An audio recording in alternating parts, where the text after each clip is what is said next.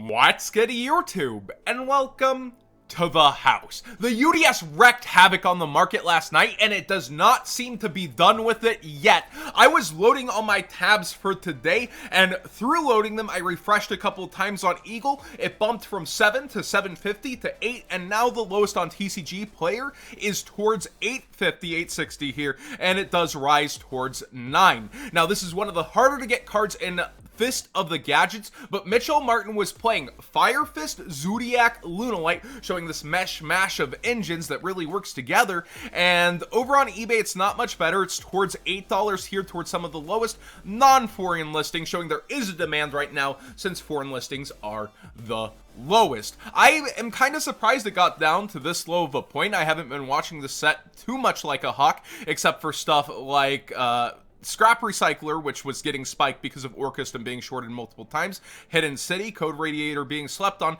but there's another card that's been going up in here, and that is Tenki, towards $5 for these secret rares, because people don't want to dish out $75 freaking dollars for the ultimate rares, but they want a nice looking version. Now, this also in the future works with Ancient Warriors, and I think maybe this is a sign that other engines could be interested in mixing with Ancient Warriors, depending on how that goes. But I think a lot of Ancient Warriors like to play more the pure version. We'll see what Zoo offers in the future if we get some help with those OCG ban list looky-loos.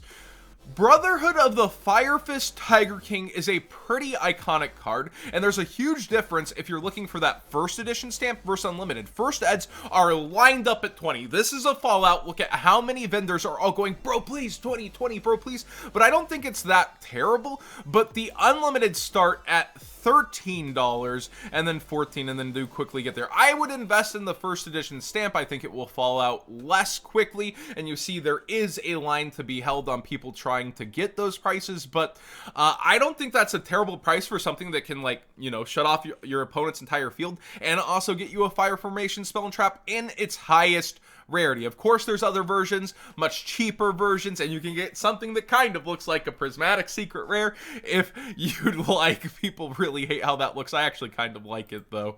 Dark Ruler No More, towards $7. The value of the gold Sark tins just continues to go up. Feels bad if you pulled Dimension Shifter, man, but towards 7 on both platforms, and the Bureau going back towards $12 over this weekend on TCG Player, but on eBay, it's still towards 10.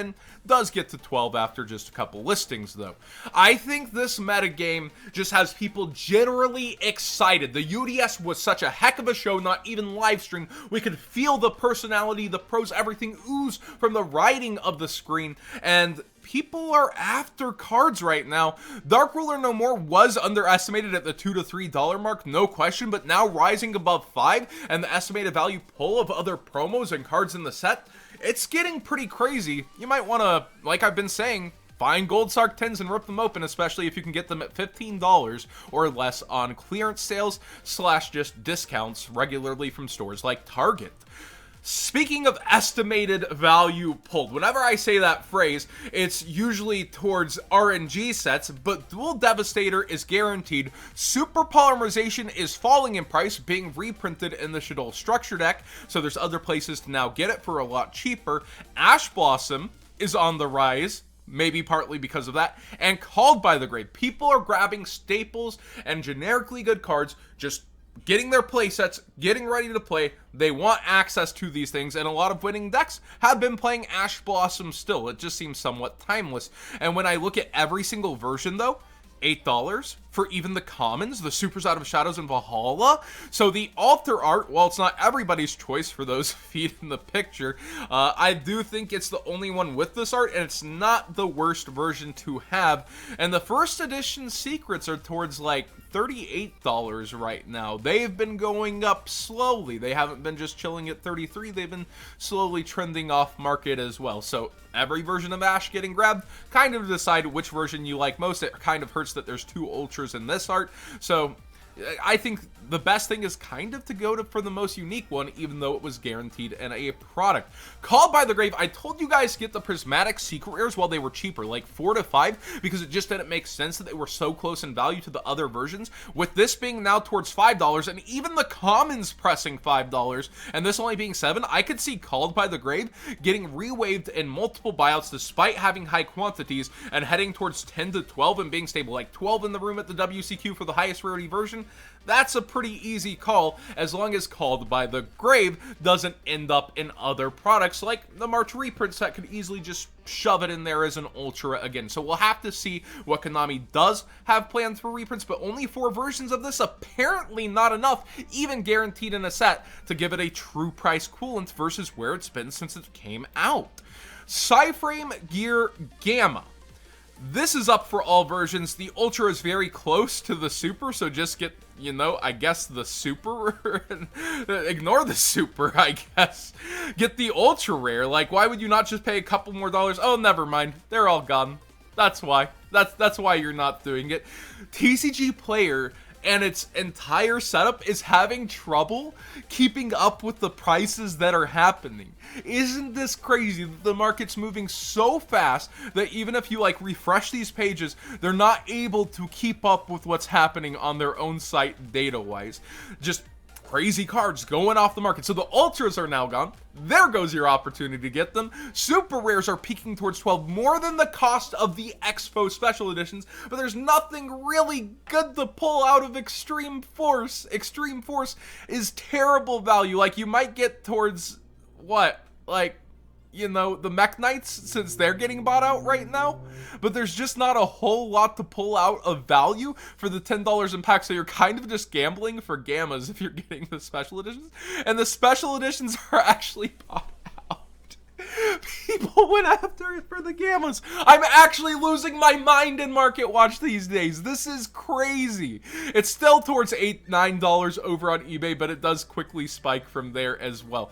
People went after the Sealed Shadows in Valhalla. Also, there's no more budget boxes of those. They figured that out. Now they're towards $60+ as the people chase the Invoke stuff. Cross Sheep, back freaking up in price. I want to use this actually to hit a generic question that keeps popping up in Market Watch. John, will rares go up in value since they're a discontinued rarity? There's way too many of them for years and years being in every single freaking pack that it will take so many years for you even to see a little spike, a tiny little spike in bulk pricing.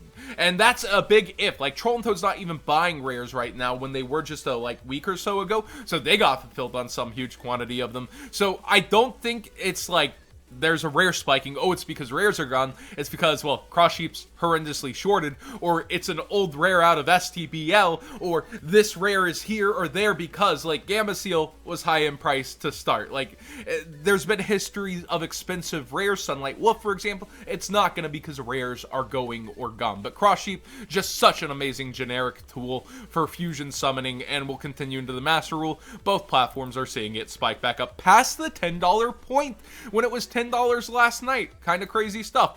Speaking of rares that you might want to be taking a look at, I suggested this while it was a quarter. Now it's headed towards 50 cents and up. Almarduke is getting a lot more eyes after the UDS. It can slurp 3 link monsters when you're using Super Polymerization. Definitely one of the things you want to have if you have Super Poly in your hands, which now a lot more people do thanks to the Shaddoll Structure deck, as if, you know, Dual Devastator didn't help enough. And you can still get some of them around the quarter mark. Well, no, wait, these aren't with free shipping. So yeah, 50 cents starts the free shipping if you're just adding into orders. Speaking of the Mech Knights, I find this double down on the buyout from last night a little bit odd, but it's still a really good engine, and it's a really aggressive engine that does tend to work with Invoked. And I guess a lot of people, if they're going and buying Invoked already, they just want access to it or something. And also, Pure Mech Knights did something early on into another format. I just don't know about this one. It feels weird to me that people are suddenly so after these that they're spiking to ridiculous prices again. Like, it's a re-wave buyout. I'm just not a fan of it, and I don't have a good feeling about it, but I could see them resting at 15 to 12 to 10. I just don't know where it will land, maybe is my gut feeling that on why I don't like it. Witchcrafter Golem Aruru is something to keep your eye on, as I don't think Rising Rampage stuff is up for reprints, and Witchcrafters were talked about when it came to dual overload, all these dual sets. It's hard to keep up, but our March reprint set coming up, they mentioned dinosaurs, they mentioned Medolches, and then Witchcrafters were also talked about, the most forgotten one, and this is bumping up in price slowly. I've kept my eye on it, so it's something to consider sooner than later, because it is going off the market little by little, and it's also kind of good for generic spellcaster stuff. Like, I'm interested to see where this one goes when all the Witchcrafter stuff gets reprinted, and if Konami will go after such a new card as they did with a lot of the Dane cards, but this is another set past, we'll have to see. Unchained Abomination was played by Shuping. I found this pretty innovative to pair with his rocket monsters, and it is baby bumping in price. This is a card I'd want access to just to note out of Chaos Impact. Very new.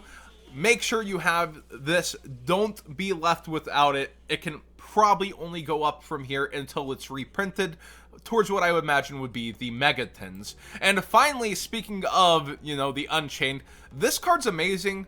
Don't sleep on it. I keep running into it on Dueling Book more and more, which is a sign that it might be bubbling up towards the metagame. You special summon this once per turn if a card you control is destroyed by battle or card effect. No matter what, that's going to be happening to your cards. And then when it's special summoned, you can discard a card to destroy a card on the field. That's an optional, and it pops back up if it's in the graveyard if it was destroyed and sent to the grave this turn. 3,000 attack, nothing to scoff at.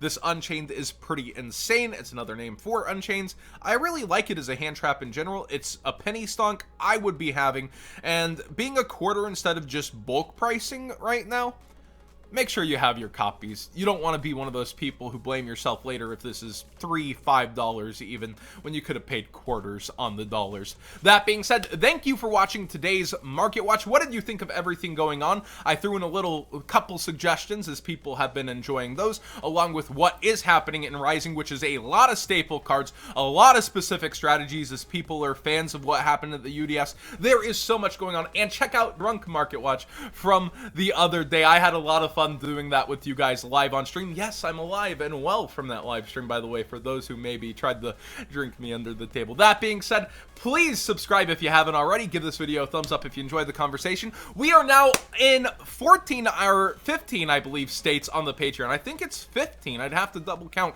But now California joins as well, so thank you guys who have been checking out the Patreon and signing up. Again, Mail Holiday, I'll get your stuff out tomorrow. Thanks for watching Market Watch, everybody.